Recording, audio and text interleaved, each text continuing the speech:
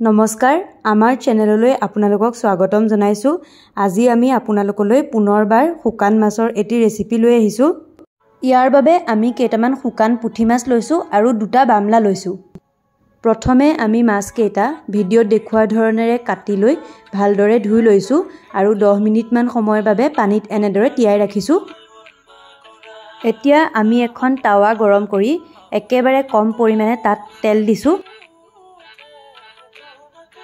ভিডিঅ'টোত দেখুওৱাৰ ধৰণেৰে এটা বিলাহী কাটি লৈছো।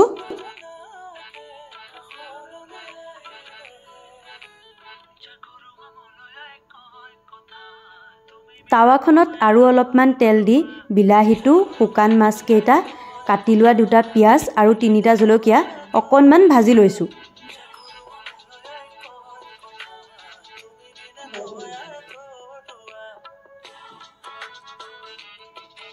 গোটেইখিনি অলপ লৰাই লৈছো।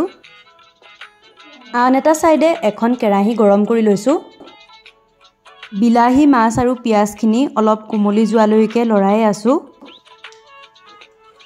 কেৰাহীখনত অলপ তেল দিছো আৰু তেলখিনি গৰম হলত তাত আদা নহৰুৰ পেষ্ট দি দিছো আৰু সেই গোটেইখিনি অলপ ৰঙচুৱাকৈ ভাজি লৈছো।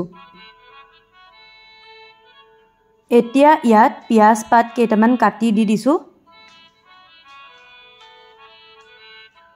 গোটেইখিনি ভাজি লৈ প্ৰয়োজন অনুসৰি অলপ পানী দি দিছো।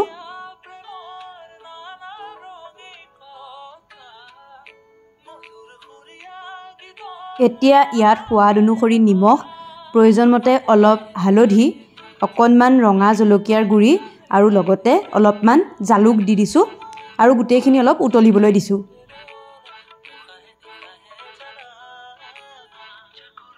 ইটো সাইডে থকা বিলাহী, মাছ, পিয়াজ, জলকীয়া এইখিনি কোমলি গৈছে ভালকৈ। বিলাহীটো অলপ পুৰিও ল'ব পাৰে। কেৰাহীৰ পানীখিনি অলপ অলপ উতলি অহাত আমি তাত বিলাহী, পিয়াজ, মাছ, জলকীয়া এই গোটেইখিনি দি দিছো।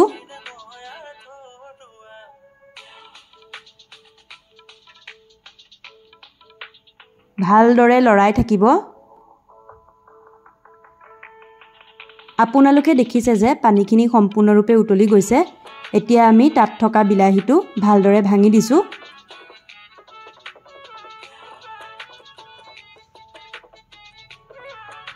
ইয়াৰ পিছতে আমি কেইটামান ধনিয়া পাত কাটি দিছো।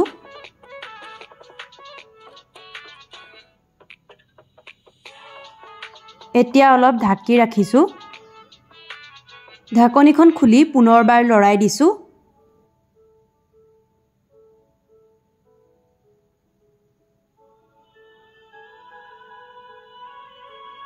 ইতিমধ্যে আমাৰ এই ৰেচিপিটো তৈয়াৰ হৈ গৈছে আৰু আমি গেছৰ ফ্লেম অফ কৰিছো। এনেদৰে আপোনালোকেও বনাই চাবচোন। ভাতৰ লগত খাবলৈ বহুত টেষ্টি হয়। যদিহে ভিডিঅ'টো ভাল পালে তেন্তে প্লিজ চেনেলটো সাবস্ক্ৰাইব কৰিবলৈ নাপাহৰিব। আজিলৈ ইমানেই আছিল। ধন্যবাদ।